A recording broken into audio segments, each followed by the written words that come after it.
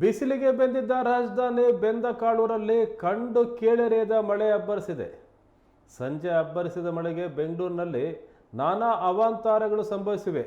Compound ಕುಸಿದು 7 ಜನ ಸಾವನ್ನಪ್ಪಿರೋದು ಒಂದು ಕಡೆಯಾದರೆ, ರಾಜಧಾನಿಯಲ್ಲಿ 50ಕ್ಕೂ ಹೆಚ್ಚು ದೊಡ್ಡ ಬೃಹತ್ ಮರಗಳೇ ಧರೆಗುಡಿದಿವೆ.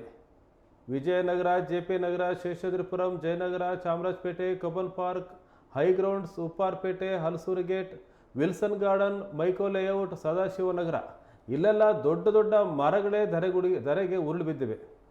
ಇದರಿಂದ ಕಾರು, ಬಸ್, ಲಾರಿ, ಬೈಕ್ಗಳು, ಹಲವು ವಾಹನಗಳು ಜಖಂಗೊಂಡಿವೆ.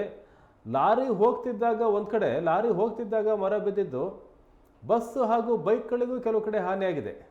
ಮಳೆ ಅಬ್ಬರದಿಂದಾಗಿ ಮರಗಳು ಬಿದ್ದಿದ್ದು ಹಲವು ಏರಿಯಾಗಳಲ್ಲಿ ವಿದ್ಯುತ್ ಕೇಬಲ್ ಕಟ್ ಆಗಿದೆ. ಹೀಗಾಗಿ ರಾತ್ರಿಯೆಲ್ಲ ಕತ್ಲಲ್ಲಿ ಕೂತ್ಕೊಳ್ಬೇಕಾಯಿತು. ರಿಪೇರಿ ಕೆಲಸ ನಡೀತಾ ಇದೆ. ಕರೆಂಟ್ ಇಲ್ಲದೆ ಜನ ಪರದಾಡಿದ್ದಾರೆ. ಬೆಂಗಳೂರಲ್ಲಿ ನಿನ್ನೆ ಸುರಿದ ಭಾರೀ ಮಳೆಗೆ ಈ ಸಿಲಿಕಾನ್ ಸಿಟಿ ತತ್ತರಿಸಿ ಹೋಗಿದೆ. ಅದರ ಪರಿಣಾಮ ಇವತ್ತೂ ಸಹ ಆಗ್ತಾ ಇದೆ.